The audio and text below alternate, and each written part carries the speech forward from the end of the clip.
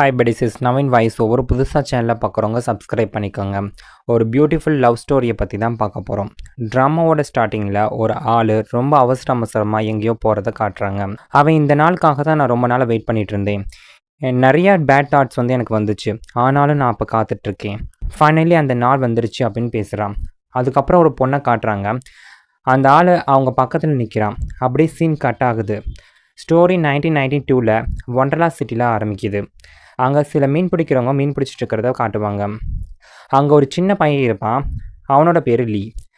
அவனோட அப்பா ரொம்ப நாளைக்கு முன்னாடி இறந்து போயிட்டாரு. அப்போ லீ இன்றைக்கி நிறையா மீன் கிடச்சிச்சா அப்படின்னு கேட்பான். அதுக்கு அந்த போட்டில் இருந்த அந்த ஆளும், ஆமாம் எவ்வளோ மீன் கிடச்சிருக்கு பாரு, போட்டே முழுகிடும் போல் பயமாக இருக்குது அப்படின்னு ஜோக் பண்ணுவார். அவன் அந்த மீனை லீயோட அம்மா கிட்டே கொடுக்குறான். அப்போ லீ அவங்க அம்மா கிட்டே, நீங்கள் போங்கம்மா நான் கொஞ்சம் நேரம் கழிச்சு வரேன் அப்படின்னு சொல்லிட்டு அவங்க அம்மாவை அங்கேருந்து அனுப்பி வைக்கிறான். அவங்க அம்மா போனதுக்கப்புறம் அந்த ஆள் லீ கிட்ட சாக்லேட் கொடுத்து, உன்னோட அம்மா ரொம்ப கஷ்டப்படுறாங்க, இனிமேல் நீ ஏன் ரெஸ்டாரண்ட்டில் வேலை பார்க்கக்கூடாது அப்படின்னு சொல்வார். அவங்க அம்மா தூரமாக போகிறத பார்த்துட்டு அந்த ஆள் திடீர்னு ஷூஹி ஐ லவ் யூ அப்படின்னு சொல்லி கத்துவார். உடனே லீ என்ன பண்ணுறீங்க நீங்கள் அப்படின்னு கேட்குறான். அவர் அப்படியே சிரிச்சுக்கிட்டே, உன்னோட அப்பாவோட ஆத்மா இந்த கடலில் என்னை இழுத்து மூழ்கடிச்சிரும் அப்படின்னு ஜோக் பண்ணிட்டு இருப்பாரு. அதுக்கப்புறம் ரெண்டு பேரும் சேர்ந்து அப்படியே ஃபன்னியாக பேசிகிட்டு இருப்பாங்க. அடுத்த சீனில் லீயோட அம்மா ரெஸ்டாரண்ட்டில் சமைச்சிட்டு இருக்கிறத தான் காட்டுவாங்க. அதுதான் அவங்களோட வாழ்க்கையாகவே இருக்கும். அவங்க சமைக்கிற அந்த ஃபுட்டு ரொம்ப ஃபேமஸ். ஈவினிங் ஆகிறதுக்குள்ளே எல்லாமே சோல்ட் அவுட் ஆகிரும். லீயும் அவங்க அம்மாவுக்காக ஹெல்ப் பண்ணுவான். அவனுக்கு ஃப்யூச்சரில் நல்ல செஃப் ஆகணும் அப்படிங்கிறது தான் ஆசை. கொஞ்சம் நேரத்துக்கு பின்னாடி ஒரு பொண்ணு ரெஸ்டாரண்ட்டுக்கு வராங்க. அவங்க ரொம்ப பசியோடு இருப்பாங்க. அந்த பொண்ணோட கண் வெளியில் காய வச்சுருந்தா அந்த ஸ்வீட் பொட்டேட்டோ மேலே போகுது. உடனே அந்த பொண்ணு அதை எடுத்து சாப்பிட ஆரம்பிக்கிறாங்க. அந்த நேரத்தில் லீ அங்கே நீ என்ன இங்கே பண்ணுற, அது மாடு சாப்பிட்றதுக்காக வச்சுருந்த ஃபுட்டு, மனுஷங்க சாப்பிட்றதுக்கு ஒன்றும் இல்லை அப்படின்னு சொல்கிறான். அதுக்கு அந்த பொண்ணு அப்படியே சிரிச்சுக்கிட்டே, அதுவா இது மனுஷங்க சாப்பிட்ற ஃபுட்டுன்னு தான் நான் நினச்சேன், பரவாயில்ல இந்த மாடு கூட இவ்வளோ லக்கியில் இவ்வளோ டேஸ்டியான ஃபுட்டெல்லாம் சாப்பிடுது அப்படின்னு அவங்க மனசுக்குள்ளேயே நினச்சிட்டு இருப்பாங்க. லீ அவங்கள உட்கார வச்சு ஃபுட்டெல்லாம் கொண்டு சர்வ் பண்ணுவான். நல்லா சாப்பிடுங்க அப்படின்னு சொல்கிறான். ஆனால் அந்த பொண்ணு சாப்பிடாம தாங்கிட்டே இருப்பாங்க. ஏன்னா அவங்கக்கிட்ட பணம் இருக்காது. அதுக்கு லீ இதெல்லாம் ஃப்ரீ தான் சாப்பிடுங்க அப்படின்னு சொல்கிறான். அந்த பொண்ணு ரொம்ப பசியாக ரொம்ப ஆசையோடு அந்த ஃபுட்டெல்லாம் சாப்பிட்றத பார்த்த லீக்கு மனசுக்குள்ளே ஒரு வித்தியாசமான ஒரு சந்தோஷம் வரும். திடீர்னு அந்த பொண்ணு அழ ஆரம்பிக்கிறாங்க. லீ ரொம்ப பயந்து போயிட்டு, ஏன் என்னாச்சு, சாப்பாடு நல்லா இல்லையா அப்படின்னு நினைக்கிறான். ஆனால் உண்மையான காரணம் வேறு. அந்த பொண்ணு அழுதுகிட்டே, இந்த சாப்பாடு ரொம்ப டேஸ்ட்டாக இருக்குது, நான் இந்த அளவுக்கு ரொம்ப அமைதியாக இது வரைக்கும் நான் ஃபீல் பண்ணதே இல்லை அப்படின்னு சொல்கிறாங்க. உடனே லீ டிஷ்யூ எடுத்துகிட்டு அவங்களோட கண்ணீரை தொடச்சி விட்றான். நாளைக்கு மதியானம் வா, உனக்காக சாக்லேட்னா செஞ்சு வச்சுருக்கேன், எப்போ உனக்கு பசியாக இருக்குன்னு தோணுதோ அப்போல்லாம் இங்கே வா, உனக்கு நான் சாப்பாடு தரேன் அப்படின்னு சொல்கிறான். அந்த பொண்ணுக்கு இன்னும் பசிக்குமோ அப்படின்னு நினச்ச லீ போய் சாப்பாடு எடுத்துகிட்டு வரலாம் அப்படின்னு சொல்லிட்டு உள்ளே போய் சாப்பாடு எடுக்க போகிறான். ஆனால் திரும்பி பார்த்தப்ப அந்த பொண்ணு அங்கே இருக்க மாட்டாங்க. அடுத்த நாள் மதியானம் அவளுக்காக ஃபேவரட்டான சாக்லேட்ஸு, அந்த சாக்லேட் பார்ட்ஸ் எல்லாத்தையுமே ப்ரிப்பேர் பண்ணிகிட்டு இருப்பான். ஆனால் பால் பாத்திரம் கீழே விழுந்து அவனோட கையில் பட்டு அவனோட கை ரொம்ப மோசமாக காயமாயிரும். அதே நேரத்தில் அந்த பொண்ணோட அம்மா கிட்ட அந்த பொண்ணு திட்டு வாங்கிட்டு இருக்கும். ஏன்னா அவங்க வெயிட் 150 கிராம் அதிகமாகிட்டாங்களாம். இப்போ அந்த பொண்ணு ஷியோலுக்கு திரும்பி போகிறாங்க. காரில் உட்காந்து போயிட்டு இருப்பாங்க. இங்கே லீ அவனோட கையில் காயம் இருந்தாலும் தொடர்ந்து அந்த சாக்லேட் செஞ்சுக்கிட்டே இருப்பான். அந்த பொண்ணு சிரிச்சதை நினச்சி அவனும் சிரிச்சிட்டு இருப்பான். 2 மணி நேரம் ஆகிரும். ஆனாலும் அந்த பொண்ணு வரவே மாட்டாங்க. லீ ரெஸ்டாரண்ட்டுக்கு வெளியில் சாக்லேட்லாம் எடுத்துக்கிட்டு வெயிட் பண்ணிகிட்டு இருப்பான். அந்த நேரத்தில் ஒரு லக்ஸரியான கார் நிற்கும். அதுலேருந்து பணக்கார ஆட்கள்லாம் கீழே இறங்கி வருவாங்க. லீ அந்த பொண்ணு தான் அங்கே வந்துட்டாங்களோ அப்படின்னு ஓடி போய் பார்க்குறான். ஆனால் அது அவங்க இல்லை. அவன் கஸ்டமர் வந்திருக்காங்கன்னு நினச்சி ரெஸ்டாரண்ட் க்ளோஸ் ஆகிடுச்சு அப்படின்னு சொல்கிறான். ஆனால் அங்கே இருந்த பாட்டியம்மா அதை இக்னோர் பண்ணிவிட்டு நேராக அவங்ககிட்ட கொஸ்டின் கேட்க ஆரம்பிக்கிறாங்க. உன்னோட பேர் என்ன, உன்னோட அப்பா ஷாங் தானே, படிப்பெலாம் எப்படி போகுது அப்படின்னு கேட்குறாங்க. லீயும் ரொம்ப ஹானஸ்ட்டாக எல்லாத்துக்கும் ஆன்சர் பண்ணிகிட்டு இருப்பான். அந்த பாட்டியம்மாவுக்கு அவனை ரொம்ப பிடிச்சிருக்கும். அந்த நேரத்தில் லீயோட அம்மா வெளில வராங்க. அந்த பாட்டியம்மா பார்த்த உடனே அவங்களோட ஃபேஷியல் ரியாக்ஷனே ரொம்ப சீரியஸாக மாறிடும். அதுக்கு பின்னாடி எல்டர்ஸ் எல்லாம் உள்ளே போய் உட்காந்து பேச ஆரம்பிக்கிறாங்க. அதே நேரத்தில் பீச்சில் லீயும் ஜியானும் சேர்ந்து விளையாண்டுட்டு இருப்பாங்க. ஆனால் ஜியான் ரொம்ப அரகண்ட்டாக பிஹேவ் பண்ணுவான். ஜியான் ரொம்ப கோவமாக, நீ வாழ்க்கை முழுக்க இப்படியே தான் கீழே கிடப்பா அப்படின்னு சொல்லிட்டு இருப்பான். லீ அமைதியாக தான் இருப்பான், எதுவுமே பேச மாட்டான். ஆனால் திடீர்னு இந்த ஜியான் ஒரு கல்லை எடுத்து அவனோட தலையில் பலமாக எறிகிறான். உடனே லீயோட தலையிலேருந்து ரத்தம் கொட்ட ஆரம்பிக்குது. கோபத்தில் எந்திரிச்ச லீ ஜியானை பிடிச்சிக்கிட்டு 2 பேரும் சேர்ந்து அப்படியே கடலுக்குள்ளே விழுந்துடுறாங்க. அதுக்கப்புறம் ஹாஸ்பிட்டல் சீன் தான் காட்டுறாங்க. லீயோட தலையில் பிளட் முழுக்க அப்படியே ஸ்ப்ரெட் ஆனதுனால அப்படியே அன்கான்ஷியஸ்னஸ் ஆகி பிளட்லேயே மயங்கி கிடப்பான். உயிருக்கு போராடிட்டு இருப்பான், வாழ்வா சாவாங்கிற மாதிரி ஒரு நிலை. ஆனால் அவனுக்கு ஒரு இன்டர்ன் டாக்டர் மட்டும்தான் ட்ரீட்மெண்ட் பண்ணிக்கிட்டு இருப்பார். இன்னொரு பக்கம் ஜியானுக்கு சின்ன காயம்தான் இருந்தாலும் அவனை சுற்றி நிறைய ஸ்பெஷலிஸ்ட் டாக்டர்ஸ்லாம் இருப்பாங்க. இதை பார்த்த லீயோட அம்மா டாக்டர் கிட்ட கெஞ்ச ஆரம்பிக்கிறாங்க, என்னோட பையனை எப்படியாவது காப்பாற்றுங்க அப்படின்னு சொல்லி. ஆனால் அந்த பாட்டி அம்மா அவங்கள திட்டிகிட்டு இருப்பாங்க. டாக்டர் கூட வேறு டாக்டர் வேணால் அனுப்புகிறேன் அப்படின்னு சாதாரணமாக சொல்லிடுவார். இதனால் லீயோட அம்மா கம்ப்ளீட்டாக உடஞ்சி போயிடுறாங்க. அந்த நேரத்தில் அவங்களுக்கு ஒரு விஷயம் ஞாபகத்துக்கு வருது. ஜியான் கொரியாவில் இருக்க பெரிய கம்பெனியோட ஃபேமிலியோட பேரன். அதனால தான் எல்லாருமே அவனுக்கு வந்து ஸ்பெஷல் ட்ரீட்மெண்ட் கொடுக்குறாங்க அப்படிங்கிறது அவங்களுக்கு புரியுது. அதை பார்த்து அவங்க திடீர்னு லீ கூட அதே குடும்பத்தோட ரத்த வாரிசு தான் அப்படின்னு எல்லாரும் முன்னாடி கத்தி சொல்கிறாங்க. இந்த சம்பவம் லீயோட வாழ்க்கையை முழுசாக மாற்றிடுது. 25 வருஷம் கழிச்சு லீ நல்லா வளர்ந்து பெரியவன் ஆகிட்டான். அதை தான் காட்டுறாங்க. அவனோட அம்மாவோட ஃபோட்டோ முன்னாடி மண்டிட்டு உட்காந்துட்டு இருப்பான். ஹாஸ்பிட்டல் டேஸில் நடந்த அந்த மெமரிஸ் எல்லாமே அவன் மைண்டில் ஓடிட்டு இருக்கும். அவனோட அம்மா எப்போவுமே இந்த குடும்பத்தில் ஒரு நல்ல மருமகளாக அவங்கள அப்செட் பண்ணிக்கணும் அப்படின்னு தான் ஆசைப்பட்டாங்க. ஒரு வேலைக்காரி மாதிரி தன்னை வந்து ட்ரீட் பண்ணக்கூடாதுன்னு நினச்சாங்க. ஆனால் லக் அவங்களோட சைடில் இல்லை. ஒரு ஆக்சிடெண்ட்டில் 1995 அவங்க அம்மா இறந்து போயிடுறாங்க.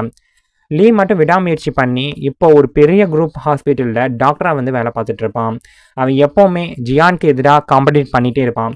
என்றைக்குமே விட்டு கொடுத்ததே இல்லை. ஒரு நாள் சர்ஜரி பண்ணிகிட்டு இருக்கும்போது பேஷண்ட் வந்து சர்வைவ் ஆக மாட்டாங்க, செத்துருவாங்க. அதனால் லீவ் ரொம்ப அப்செட்டாகவும் இரிட்டேட்டாகவும் ஆயிடுவான். அதே நேரத்தில் அவனோட பெஸ்ட்டு ஃப்ரெண்டு ஷாங்க் சாப்பாடு கொண்டுட்டு வருவான். 2 பேரும் பெஞ்சில் உட்காந்து சாப்பிட்டுட்டு இருப்பாங்க. அதனால் கொஞ்சம் லீவுக்கு மனசு ரிலாக்ஸாக இருக்கும். ஷாங் அங்கேருந்து கிளம்புனதுக்கு பின்னாடி ஒரு பேஷண்ட் அமைதியாக வந்து லீயோட சாப்பாடை சாப்பிட்டுட்டு இருக்கிறத லீ அங்கேருந்து பார்த்துடுவான். அவன் ஹாஸ்பிட்டல்னால் சாப்பிடக்கூடாது அப்படின்னு சொல்ல போகிற நேரத்தில் அந்த பொண்ணு சாப்பிட்டுட்டு இருக்கும்போது விற்க ஆரம்பிச்சிடும். லீ உடனே ஓடி போய் தண்ணி கொடுப்பான். அந்த பேஷண்ட் பொண்ணு சாய் யாரோ ஃபுட்டை வந்து வேஸ்ட் பண்ணிட்டாங்கன்னு நினச்சேன், அதனால தான் நான் சாப்பிட்டேன் அப்படின்னு அப்பாவித்தனமாக சொல்கிறாங்க. அதுக்கு லீ ரொம்ப டயர்டாக இருப்பானே, சரி பரவாயில்ல நான் என்னோட ஃப்ரெண்டை ட்ராப் பண்ணிட்டு வந்துடுறேன், நீங்கள் சாப்பிடுங்க அப்படின்னு சொல்கிறான். ஆனால் அந்த பொண்ணு சாய் வந்து ரொம்ப சங்கடமாக கீழே பார்க்குறாங்க. ஏன்னா லீ இன்னும் வேணுமா அப்படின்னு சொல்லி கேட்பான். அவங்க இல்லை வேணாம் அப்படின்னு தலையாட்டுவாங்க. லீ கீழே குனிஞ்சு அந்த டிஃபன் பாக்ஸ் எடுக்க போகிற அந்த நேரத்தில் அந்த சாய் அவனோட ஐடி கார்டை வந்து பார்க்குறாங்க. அதில் லீன்னு பேர் இருக்குமா, அதை பார்த்த உடனே அவங்களுக்கு ரொம்ப அதிர்ச்சி ஆயிடுது. லீ அப்படின்னு சொல்லுவாங்க. லீ ரொம்ப ஆச்சரியப்பட்டு எப்படி என்னோட பேர் உங்களுக்கு தெரியும் அப்படின்னு கேட்குறான். ஆனால் சாய்க்கு எதுவுமே நினைவுக்கு வராது. ஏன்னா அவங்களுக்கு மெமரி லாஸ் ப்ராப்ளம் வந்து இருக்கும். லீ இந்த பொண்ணு ஏதோ கொஞ்சம் வித்தியாசமாக பிஹேவ் பண்ணுறாங்க அப்படின்னு நினச்சிட்டு எதுவுமே சொல்லாமல் அங்கேருந்து கிளம்பி போயிடுவான். அவனுக்கே தெரியாது சின்ன வயசில் சாக்லேட் பால்ஸ்லாம் செஞ்சு வச்சு வெயிட் பண்ணது இந்த பொண்ணுக்கு தான், அந்த பொண்ணு தான் இந்த பொண்ணுன்னு தெரியாது. 20 வருஷத்துக்கு முன்னாடி அந்த சின்ன பொண்ணு வெயிட் வந்து 150 கிராம் அதிகமாகிடுச்சுங்கிறதுக்காக ஃபேமிலியோடு சேர்ந்து ஷியோலுக்கு திரும்பி போயிருந்திருப்பாங்க.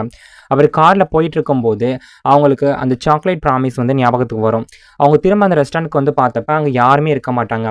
அப்போ பக்கத்தில் இருந்த ஒரு அங்கிள் தான், அந்த பையன் உனக்காக தாம்மா செஞ்சு வச்சு இந்த சாக்லேட்லாம் வச்சு வெயிட் பண்ணிட்டு இருந்தான், அவனோட கையை கூட சுட்டுக்கிட்டான் தெரியுமா அப்படின்னா சொல்லுவாங்க. டைம் அப்படியே ஸ்கிப் ஆகி 2012 வருது. விதி மறுபடியும் அவங்க 2 பேர்த்தையும் சேர்க்க போகுது. ஒரு நாள் எலிவேட்டர் முன்னாடி 2 பேரும் ஃபேஸ் டு ஃபேஸ் பார்த்துக்கிறாங்க. அந்த நேரத்தில் சாய் கண்ணில் லீ கையில் இருந்த அந்த காயம் வந்து தெரியுது. உடனே நேபர் அங்கிள் சொன்ன அந்த விஷயந்தான் ஞாபகம் வருது. உண்மையாகவே அவனாவே அப்படின்னு நினைக்க ஆரம்பிக்கிறாங்க. அதே நேரத்தில் லீ அவனோட பணக்கார குடும்பத்தோடு சேர்ந்து டின்னர் சாப்பிட்டுட்டு இருப்பான். அப்போ அவனோட அங்கிள் மெடிக்கல் எய்ட்காக ஆப்கானிஸ்தான் போகணும் அப்படின்னு சொல்கிறாரு. அங்கே பெரிய வார் நடந்துகிட்ருக்கும். ஆண்டி பயந்துட்டு நியூஸ்லாம் பார்க்குற மாதிரி ரொம்ப பயங்கரமாக இருக்குமே அப்படின்னு சொல்கிறாங்க. ஆனால் பாட்டியம்மா கூட லீயை வந்து ஸ்டாப் பண்ண ட்ரை பண்ண மாட்டாங்க.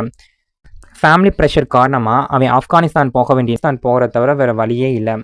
அங்கே சுச்சுவேஷன் ரொம்ப மோசமாக இருக்கும். எல்லா இடத்துலையும் புகையும் அந்த புல்லட் சவுண்டும் அப்புறம் அடிக்கடி குண்டு போடுறது அப்படின்னு சொல்லிட்டு ரொம்ப மோசமாக இருக்கும். ஆனால் லீ ரொம்ப ரிலீஃபாக கேம்பில் இருக்க பேஷண்ட்டுக்கு வந்து ஹெல்ப் பண்ணிகிட்டே இருப்பான்.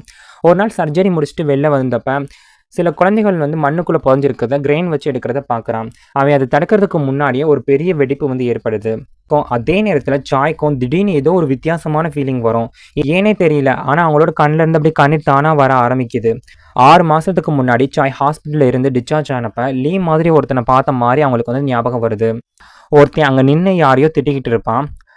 பக்கத்தில் போன சாய் அமைதியாக நின்று எல்லாத்தையும் கேட்டுட்டு இருப்பாங்க. அந்த நேரத்தில் அவங்களுக்கு சிம்பிளான நல்ல மனசு கொண்ட அந்த சின்ன பையனோட ஞாபகம் தான் வரும். அதான் லீயோட ஞாபகம் வரும். சாய்க்கு லீ எப்போவுமே ஒரு ஏஞ்சல் மாதிரி தான் தெரிவான். ஒரு நாள் வந்து நல்ல ஹெவியாக மழை பெஞ்சிட்ருக்கோம். அப்போ ரோடு முழுக்க டிராஃபிக் ஜாம் ஆயிரும். முன்னாடி ஒரு ட்ராக் கவிழ்ந்து கிடக்கும். அதில் இருந்த பேப்பர்ஸ் எல்லாமே ரோடு முழுக்க சிதறி கிடக்கும். எல்லாரும் காருக்குள்ளே உட்காந்துக்கிட்டு ஹாரன் அடிச்சுக்கிட்டே இருப்பாங்க. ஆனால் எவனுமே கீழே இறங்கி வந்து ஹெல்ப் பண்ண மாட்டாங்க. அந்த நேரத்தில் கொடையை பிடிச்சிக்கிட்டு ஒரு பையன் அங்கே வருவான். அவன் அந்த வயசான தாத்தா கிட்டே போய் அந்த கொடையை கொடுத்துட்டு அவன் அந்த மலையில் நனைஞ்சிக்கிட்டே இந்த ரோட்டில் கிடக்கிற எல்லா பேப்பர்ஸையும் கலெக்ட் பண்ண ஆரம்பிக்கிறான். அந்த பையன் வேறு யாருமே இல்லை, லீ தான் அது. இதை பார்த்து சாய் கூட கார்லேருந்து இறங்குறாங்க. அவங்க பாஸ் என்ன தான் தடுத்தாலும் அவங்க கேட்க மாட்டாங்க.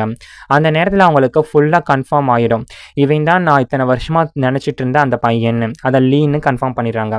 சாய் உடனே ஒரு டெசிஷன் எடுக்கிறாங்க.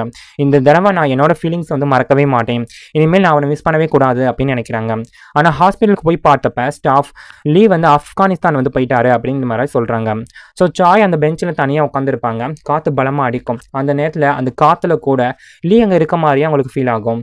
அவங்க மனசுக்குள்ளேயே, உனக்கு இன்னும் என்னை ஞாபகம் இருக்கா, என்னோட நினைவு இருக்கா, நீ செஞ்ச சாக்லேட்னா இன்னும் ஒரு நினைவில் இருக்கா அப்படின்னு கேட்குறாங்க. ஆனால் அது எல்லாமே அவங்களோட இமேஜினேஷன் மட்டும்தான். கொஞ்ச நேரத்துக்கு பின்னாடி அவங்க மெதுவாக அங்கேருந்து கிளம்புறாங்க. அந்த நேரத்தில் நைட்டும் ஆகிடுது. அப்போ ஒரு ஆள் அமைதியாக அழுதுகிட்டே இருக்கிறத பார்க்குறாங்க. சாய் அவங்கக்கிட்ட போய் டிஷ்யூலாம் கொடுக்குறாங்க. 2 பேரும் ஃபேஸ் டு ஃபேஸ் வந்து பார்த்துட்டு தான் உட்காந்துருப்பாங்க. ஆனால் எதுவுமே பேசிக்க மாட்டாங்க. பேரல் லைன் மாதிரி 2 பேரும் பக்கத்தில் தான் இருப்பாங்க. ஆனால் சரியாக காண்டாக்ட் பண்ணிக்க முடியாது. அடுத்த நாள் சாய் வேலையில் பிஸியாக இருப்பாங்க. அந்த நேரத்தில் சாயோட தம்பி கால் பண்ணுறாங்க. அவன் ஒரு பணக்கார பையனை வந்து மீட் பண்ணணும் அப்படின்னு சொல்கிறான். உடனே சாய்க்கு வந்து புரிஞ்சு போகுது தன்னோட தம்பியோட நோக்கம் என்னான்னு. ஒரு பணக்கார வீட்டு மாப்பிள்ளை கிடச்சிட்டா அவங்ககிட்ட இருந்து பணத்தெல்லாம் வாங்கிக்கலான்னு தான் அவனோட பிளான் போட்டிருப்பான். அதனால் அவங்க மனசை ரிலாக்ஸாக வச்சுட்டு அங்கேருந்து வெளில போகிறாங்க. அந்த நேரத்தில் ஷாங் வந்து நேற்று பெஞ்சில் விட்டுட்டு போன பரிசை வந்து திருப்பி கொடுக்குறான். சாய் அதுக்கு வந்து ரொம்ப தேங்க்ஸுங்க அப்படின்னு சொல்லி மரியாதை செலுத்துகிறாங்க. ஆனால் அவங்களுக்கு தெரியாது இந்த ஆள் இனிமேல் அவங்களோட வாழ்க்கையில் அடிக்கடி வரப்போகிறான்னு. ரெஸ்டாரண்ட் எவ்வளோ க்ரௌடாக இருந்தாலும் ஷாங் வெளியே நின்று வெயிட் பண்ணிகிட்டு இருப்பான். அதுக்கு காரணம் ஒன்று தான், சாய் குக் பண்ணுற அந்த சாப்பாடை வந்து சாப்பிடணும் அப்படிங்கிறது தான். அடுத்து என்ன நடக்க போகுதுங்கிறத அடுத்த எபிசோடை பார்த்து தெரிஞ்சுக்கலாம். நான் எக்ஸ்பிளைன் பண்ணது உங்களுக்கு பிடிச்சிருந்துச்சுன்னா மறக்காம நம்ம சேனலை சப்ஸ்கிரைப் பண்ணுங்கள், லைக் பண்ணி உங்கள் ஃப்ரெண்ட்ஸ் அண்ட் ஃபேமிலி மெம்பருக்கு ஷேர் பண்ணுங்கள். தேங்க்யூ ஃபார் யுவர் வாட்சிங்.